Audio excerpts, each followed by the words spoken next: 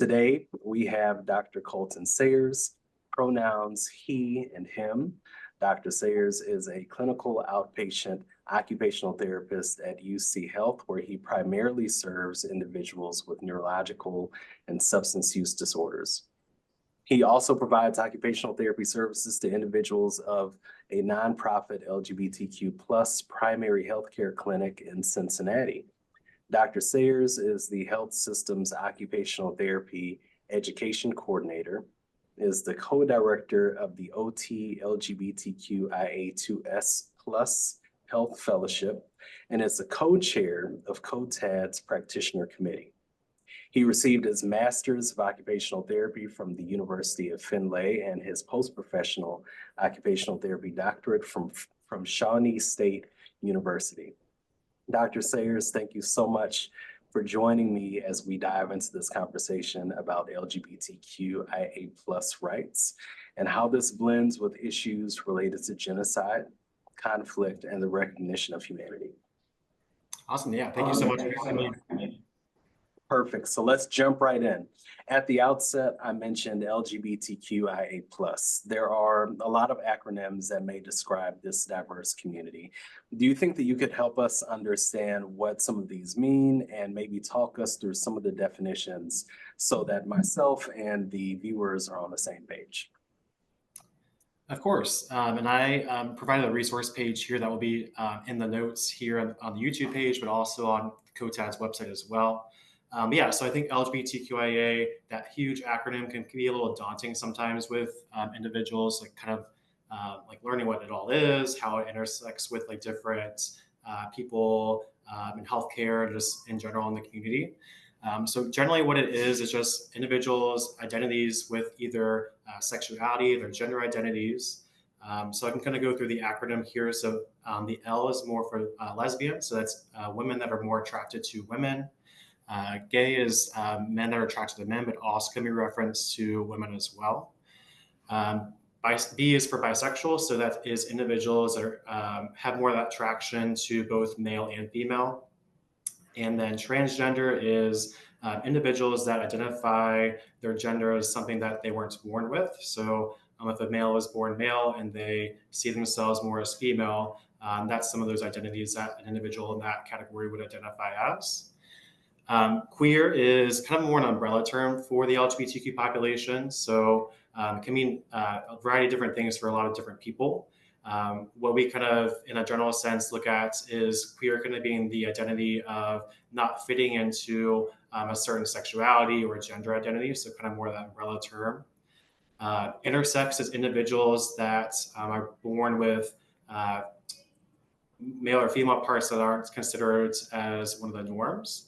And then asexual individuals are people that have little or no sexual attraction to male, female, or any other kind of gender identity that they that we have here. Again, we look at the acronym here of kind of identifying it as a whole LGBTQ population, but we must realize as healthcare professionals and as people that each individual in this category has a different perspective that they live through, has a different identity, has different experiences. So we got to make sure that we are not, putting everybody in a category that somebody's like had that lived experience as a gay individual or a transgender individual. Each person in these identities have different experiences that are going to be fruitful, again, for a healthcare experience, but also as community members in the United States and also the world. So that's, again, just kind of more of a general sense of what this acronym encompasses. And for more information, I'll have a handout here for you guys as well. That's perfect. That's extremely helpful. I think it's a good reminder for all of us about there being such a wide diversity of experiences out there. Certainly a lot for us to learn, and we can sort of dig into that. So back to the discussion overall, could you paint us a picture of where we are now in the U.S.? Yeah, so in the United States, I know right now, currently in the political climate, there's a lot of negativity and a lot of different legislation that's being passed. But I think there's also, as we look at where we've come from and where we're at now, which we'll talk about here in a second, we've definitely made a lot of strides. So legal progress. So back in 2015, same-sex marriage was approved in the United States, which has been great. So individuals before were not allowed to marry their spouses or their partners. So that's a big elite that we were before in our country. Back in 2020, we also got approved with the employment non-discrimination policy. So that's been a great addition to politics here. So that means different employers are not allowed to discriminate based on sexual identity or sexual orientation from their employees. So again, that adds some different protections for this group. Right now, they are pending different legislative acts with the Civil Rights Act. So they're trying to add in sexual orientation and gender identity to the 1964 bill that was passed to kind of protect different rights with housing, work again, discrimination with disability. So that is in the works. It hasn't been approved yet, but I know that's a legislative that we're working towards here in our country as well. As you can see, also, not just looking at politics, but looking at kind of more the media. So looking at different TV shows, movies, books, there's a lot of more just diversity with how individuals and like love stories are being portrayed with bisexual men, transgender individuals. So I think that's a really big positive note too, because we were really stuck in for a long time back in the heterosexual kind of norms of society. So I think that's really been helpful for individuals that are may still are like kind of figuring things out of identity wise and kind of seeing it more portrayed in like media or in politics or different books. I think that's helping people be more accepting of themselves. And we've seen a great increase in people to being more free and being more accepting of that population. So I think that's been helping just overall with the community. Like I said, again, we'll talk about this here in a second later on, but there's been different bills that have been really pushed in different parts of the country that's been really harmful for the population. So especially transgender youth, that's been really pushing in different school systems with sports and really looking at, from an occupational therapy perspective, how that's isolating individuals and causing that more of the occupational deprivation that is not needed and should not be perceived here. Yeah, I think that's kind of more that where we're at right now. And again, we'll kind of talk more about some different things that kind of brought up as well throughout this discussion.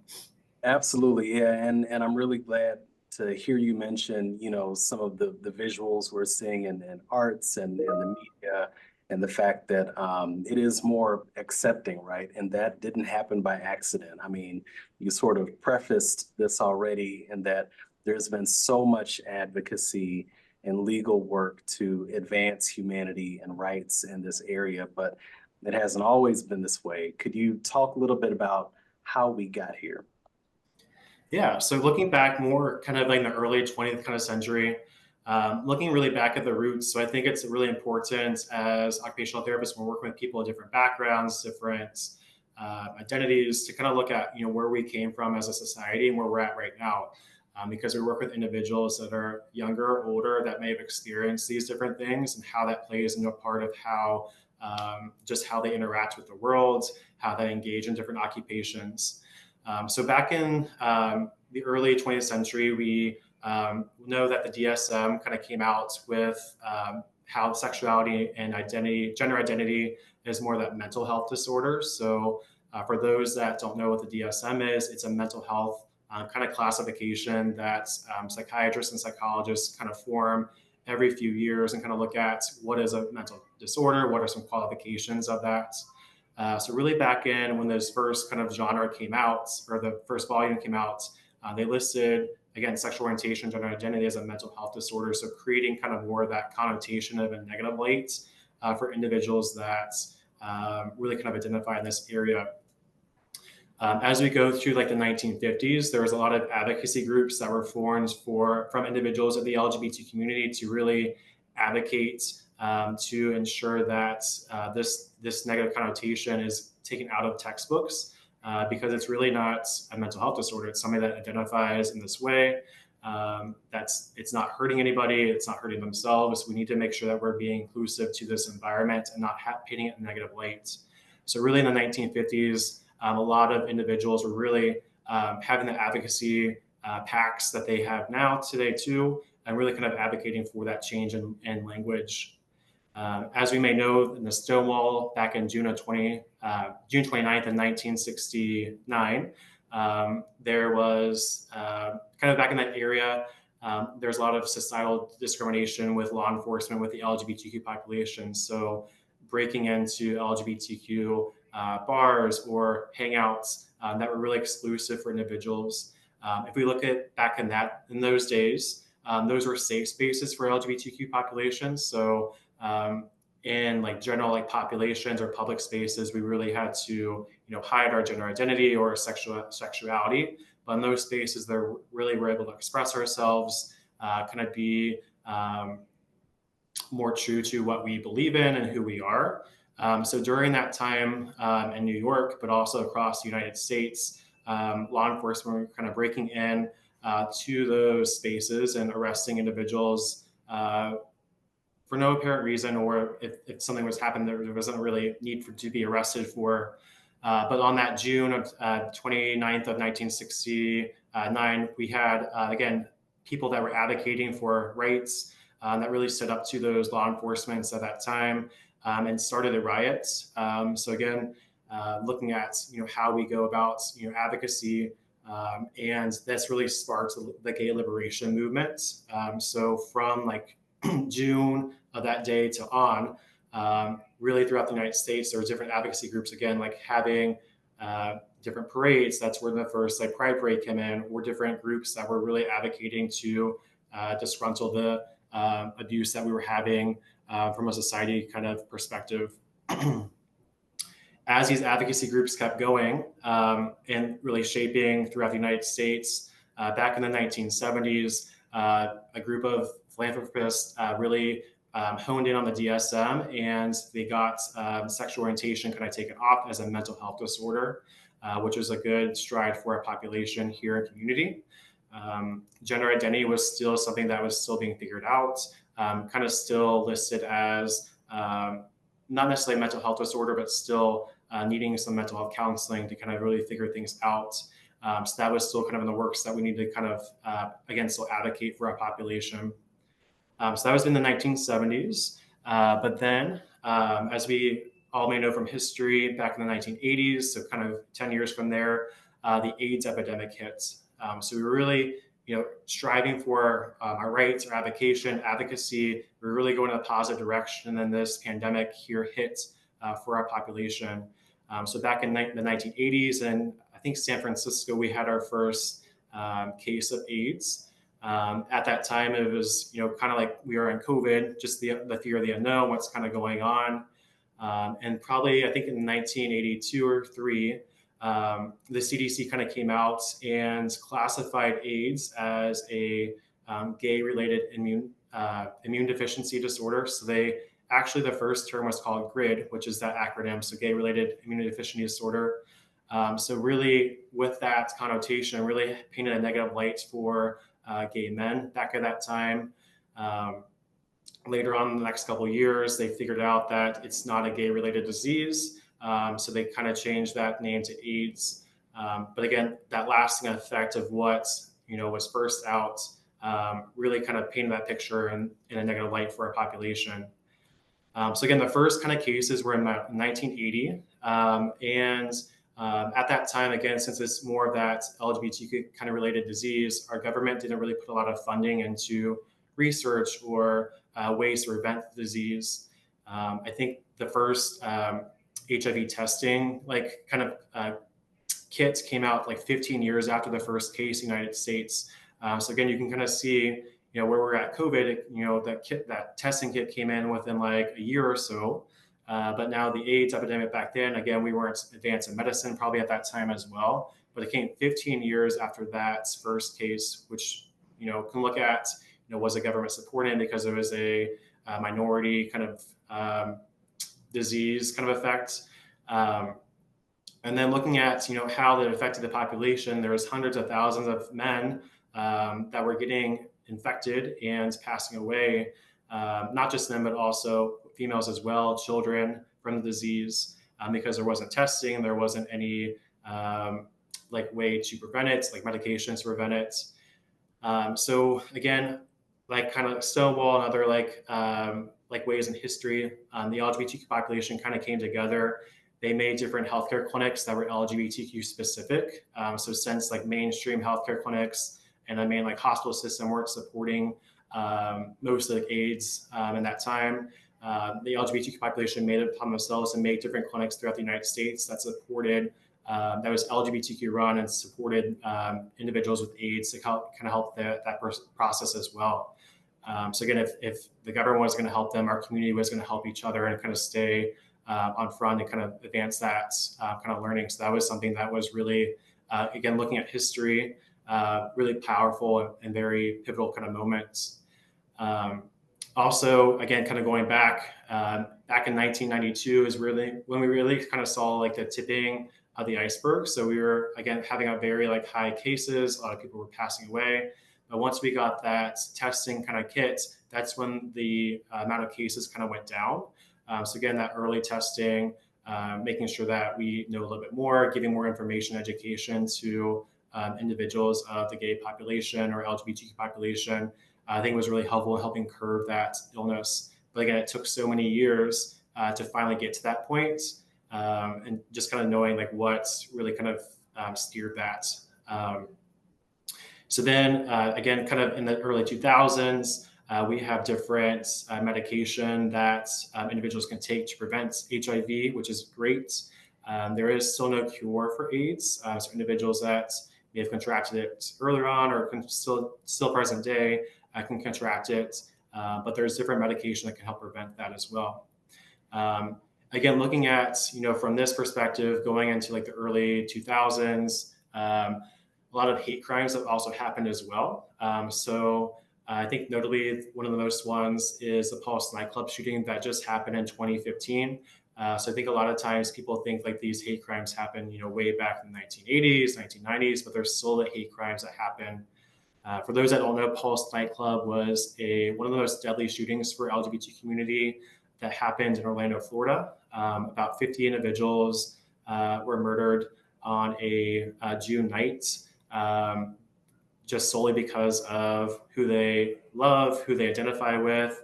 But it's also not, just gender, sexuality, but it's also race as well. So a lot of the individuals that were killed were Latino or people of color. So again, kind of that hate, discrimination, kind of intersectionality of what we are as a population was really kind of rooted in that evil act that happened back in 2015. So again, kind of looking at where we are, I feel like we're still making great strides. But I think looking at history, and I think that's always something we kind of look at as healthcare workers and how people go throughout their daily lives, what kind of trauma they've had, looking at back at history, how it's kind of impacted them. So I think it's really important to kind of look at these histories from where we were at to where we are right now as well.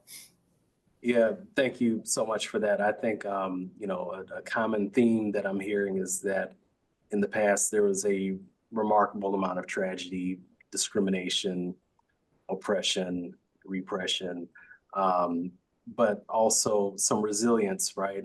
A community that is bonded together to lock arms and try to move forward as best as possible, affecting some systems as much as they possibly could.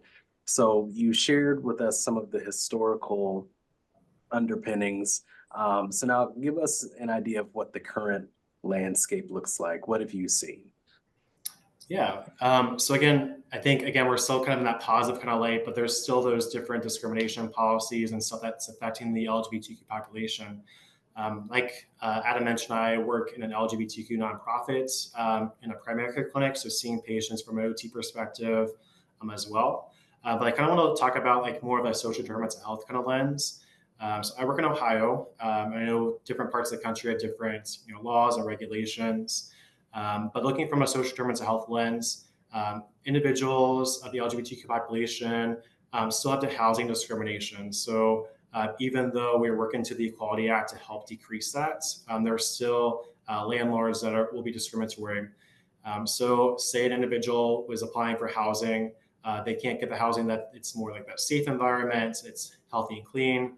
Sometimes landlords will not accept that, and some individuals will have to get more like poor housing. So there might be mold on the walls, or no stairs up to like the room. no elevator up to their like second floor, so they use like stairs. So patients that have a disability have to kind of navigate that realm. So that's something that can really impact health for this population. Also schools. So as we know, a lot of the policies are kind of targeting our population now as transgender youth. So there's a study that if there's like bullying in school or teachers not accepting, individuals will drop out of school at a much earlier rate. So looking at the transgender community, if a patient or if a transgender individual drops out of school, then they are not going to, they may not find like a sufficient job that will support like different bills. They might not be able to have different like life skills to kind of apply for a job or go to work or like kind of like those different kind of avenues. So I think looking from a social determinants of health kind of lens, we can kind of all see how it kind of interplays and affects the LGBTQ population, not just from a healthcare perspective, but just in general in life. I want to kind of give a couple different patient examples I've had in the past. So with the nonprofit LGBTQ population that I work with for this healthcare clinic, I see a lot of individuals that have had that are diagnosed with AIDS and have lived through the pivotal moments of the AIDS epidemic. So I can really look at this individual I'm going to talk about right now. He's an older gay male, Black. So he not only went through the AIDS epidemic kind of back in the 1980s, but also some civil rights kind of movements. You know, I think just looking at that intersectionality, like what he's like went through, that trust within different healthcare systems has been really pivotal. So when I would first started working with him, he was very like laid back. I didn't want to talk because he wanted to earn my trust because he's been so burnt in the past with different healthcare professionals, OTs, therapists.